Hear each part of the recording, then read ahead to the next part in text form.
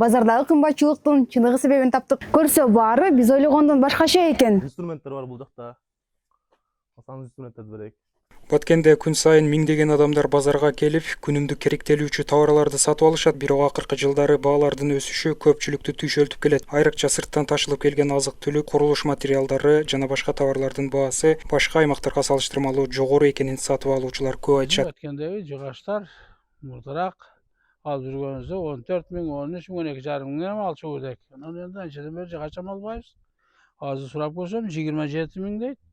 Şu kımbatla bizim Batkende okşaydı. Onun başka ne Bişkek, boş şaktlarda, Arzan Bişkek'te şu 18-19 bin var okşaydı. Şu arasında bizde realizası köyle kımbatırakta. Bizden üşengeniz biznesmenler de şu arzanlara kap gelmezse jakşak ballarga uyuyordu.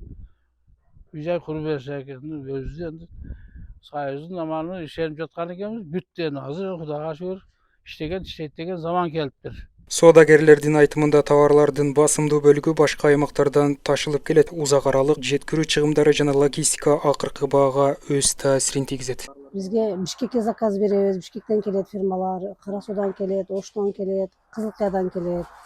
Анан азыр Баткендин өзүнөн да чыгып ататчы эмилер. Ай порошоктор чыгып атат, хозяйственный самындар чыгып атат, көп нерселер чыгып атат. Ошо жактан алдыртабыз.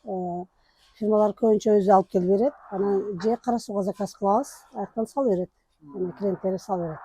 Кымбатташы ошол эми зарплаталар көтөрүлдү, бир жактан зарплата көтөрдү дегенибиз менен бир жактан кымбаттатып койду. Ошо эки жак эмелеп калат. Күйүүчү майдын баасы да негизги факторлордун бири.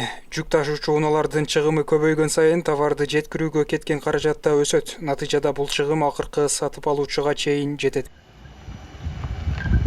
Баанын калыптанышына бир гана фактор эмес, ташуу чыгымы, логистика, күйүүчү май жана соода чыгымдары сыяктуу бир нече себеп таасир этет. Бул болсо Баткендеги күнүмдүк жашоонун экономикалык өзгөчөлүктөрүнүн бири болуп саналат.